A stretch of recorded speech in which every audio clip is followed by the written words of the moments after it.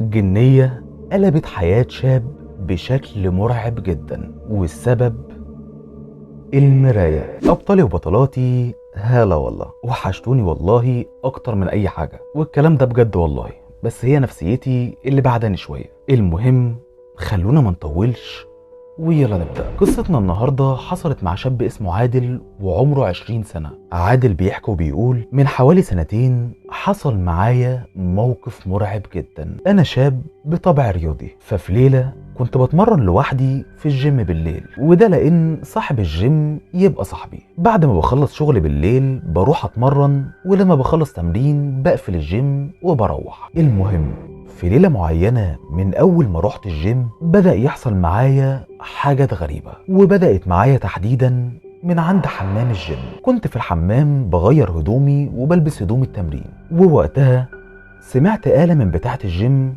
بتتحرك، فخرجت راسي من باب الحمام أبص، ولكن ملقتش حد. وطبيعي ملقاش حد لأني كده قافل على نفسي الجيم من جوه. ولكن الغريب إن لقيت العصاية بتاعة جهاز السحب بتتحرك لوحدها، وكأن حد كان ماسكها وسابها مرة واحدة. فاستغربت جدا وقتها وحسيت بالخوف، ولكني قلت بلاش اخوف نفسي، وقلت جايز كانت متعلقة على الطرف وفكت، وده اللي خلاها تعمل صوت وتروح وتيجي. والمهم غيرت هدومي وطلعت علشان اتمرن. الكلام ده كان في حدود الساعة 1 بالليل او 1:30. طلعت وبدأت اتمرن من عند جهاز السحب اللي كان حاصل فيه كده. قعدت وقبل ما ابدا تمرين سميت الله. هي عادة عندي البسمله وانا ببدا اعمل اي حاجه. وقتها اول ما لساني نطق بيها المرايه اللي جنبي نزلت 100 حته، اتكسرت بشكل مفاجئ ومرعب. فاتخضيت وقتها من اللي حصل وكنت هاخد بعض وامشي، ولكني جمدت قلبي وقلت الم للراجل اللي امني على المكان ده الازاز قبل ما امشي. وبدات بالفعل المه وانا باصص حواليا برعب، ولكن الامور وقتها كانت طبيعية تماما، وما حسيتش وقتها بأي حاجة غريبة ومرعبة. فقلت لنفسي جايز اللي بيحصل ده يكون صدفة وانا اللي بخوف نفسي، وبدأت اشجع نفسي علشان ارجع واكمل تمرين. قعدت على جهاز السحب ومسكت العصاية اللي فيها الواير، وقبل ما اشد سميت الله. وقتها عينك ما تشوف الا النور، باب الحمام بقى عمال يترزع. فسبت هدومي جوه وخدت بعض بهدوم الجيم وطلعت اجري منه، لان كده اتأكدت ان في شيء مرعب. جريت من الجيم وطلعت بره ووقفت، وبظروفها لقيت واحد صاحبي معدي من قدام الجيم، فناديت عليه وقلت له ما تيجي معايا يا صاحبي نقفل الجيم. بس انا بقول له كده لان خايف اقرب من الجيم لوحدي. فصاحبي قال لي اشمعنى في ايه؟ فترددت كده وفكرت شوية وبعدين رديت قلت له ان انا كنت بتمرن لوحدي وعملت حركة غلط في التمرين خلت كتفي يتمزق، فده مخليني مش قادر اشد الباب الصاج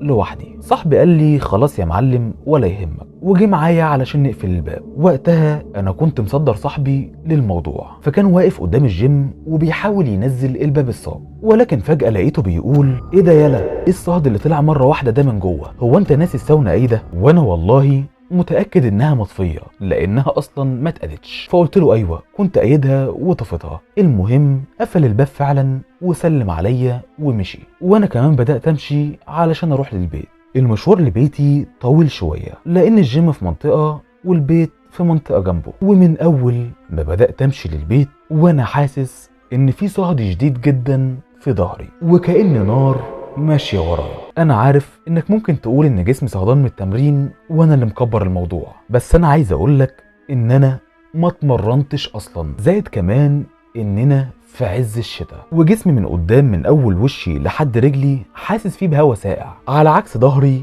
اللي حاسس فيه بالنار. وطول الطريق لحد بيتي وانا حاسس ان بيجي في ظهري نغزات وكأن حد بيخبطني بالراحة وانا ماشي، ولكن لما ببص ما بشوفش حاجة. لحد ما خلاص بدأت أدخل على المنطقة عندي، ووقتها حصل موقف غريب جدا للمرة التانية. على أول المنطقة عندي في كلب أنا مربيه. الكلب ده كل يوم وأنا رايح الشغل الصبح بحط له أكل، علشان كده أول ما بيشوفني وأنا راجع بالليل بيقعد يلعب ويوصلني لحد البيت، بيبقى فرحان بيا يعني. أول ما الكلب شافني من بعيد بدأ يقوم ويهز ديله علشان يلعب، ولكن فجأة الكلب هدي ورثي تماما وبدأ يرفع ودانه بشكل غريب. نظرة الكلب وقتها ليا رعبتني جدا، ففضلت اقول له مالك يا رعد فيك ايه؟ كنت بقول له كده وانا جاي من بعيد ومهدي خطوتي، لان حرفيا كنت خايف من شكله. واول ما قربت منه بدأ ينبح عليا بشكل مرعب، وفجأة بدأ يجري ناحيتي. وقتها من الرعب وقفت مكاني وما كنتش عارف اعمل ايه. الكلب جه وبقى قدامي بالظبط، وفجأة نط على كتفي وعداني لليمة التانية، وفضل يجري بسرعة جدا ورا ولا حاجة. حرفيا ما كنتش شايف اي حاجة بيجري وراها، او ده من وجهة نظري المحدودة، لان في لحظتها بدأت احس ان الصهد الشديد اللي كان ورايا ما بقاش موجود. فاستنتجت وقتها ان كان ماشي ورايا الجن. والكلاب لانها بتقدر تشوف الجن رعد قدر يشوفه ويجري وراه. فروحت جري على البيت وانا مرعوب. حرفيا الساعة دي حصل فيها كام موقف شيب شعري. فدخلت البيت وقفلت الباب كويس، ومن الرعب اللي كنت فيه دخلت على اوضتي على طول علشان انام. وهي لحظات بسيطة ونمت، ولكن برضو ما عداش كتير وصحيت من قوة الصهد اللي كنت حاسس بيه وقتها. وفي ساعتها افتكرت الصهد والكلب، وبالفعل معظم الصهد اللي كنت حاسس بيه كان في ظهري. فلفيت بالراحة وبرعب على السرير وخليت وشي مكان ظهري، وكنت مغمض عيني وقتها، وبدأت افتحها ببطء علشان اشوف فيه ايه. ببربش بعيني بالراحة كده اتصدمت، وحرفيا كنت هموت من الرعب. لما فتحت عيني بالراحة لقيت كيان اسود قدامي مالوش ملامح، وكان نايم جنبي على السرير. فتحت عيني وانا مرعوب لقيته هو كمان فتح عينه. كانت عين انثى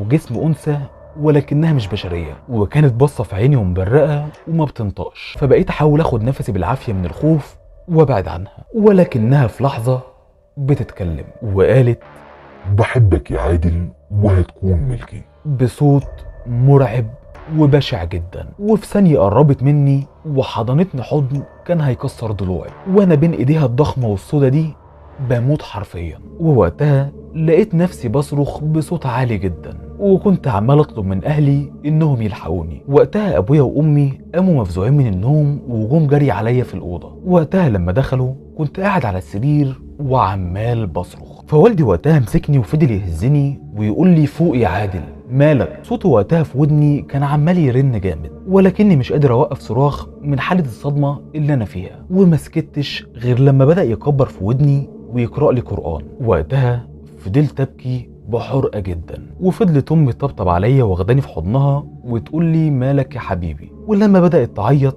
بدأت انا افوق، لان امي عندها الضغط ولما بتعيط بتتعب جدا. فخوفي عليها خلاني فوق، وبقيت انا اللي بحاول ان اهديها. فلما والدي شافني بدأت ابقى كويس سألني: مالك؟ كنت بتصرخ ليه؟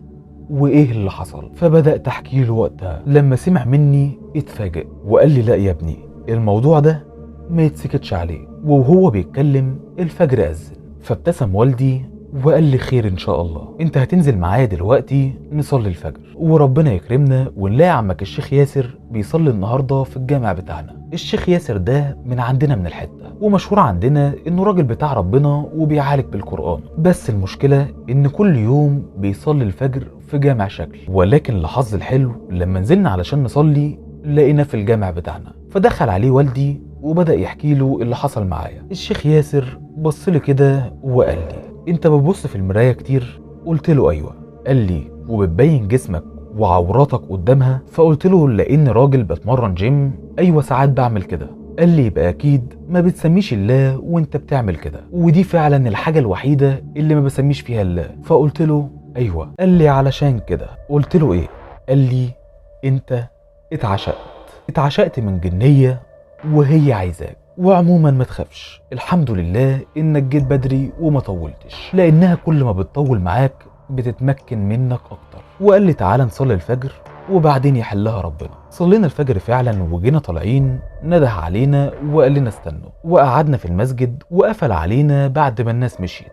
وقال لي: على فكرة هي بنسبة كبيرة مستنياك بره دلوقتي، بس قال لي: ما تخافش، انا هحصنك دلوقتي وعمرها ما هتقدر تعمل لك حاجة، بس بشرط انك تداوم على الصلاة وقراءة القرآن، علشان لو قصرت في الحاجات دي الذكر اللي قلت عليك هيخف وهتقدر بسهولة انها تأذيك. وبالفعل حصلني بالاذكار وروحت، وعليها لحد النهاردة ما بقتش ابدا بشوفها، ولكن النهاردة تحديدا شفتها. وده لاني قصرت شوية في العبادة، فربنا يستر واعرف الحق نفسي تاني. ودي كانت اخر جملة في الرسالة. يعني لحد هنا بتنتهي القصة وبينتهي معاها فيديو النهاردة. لو عجبتك ما تنساش اللايك والاشتراك.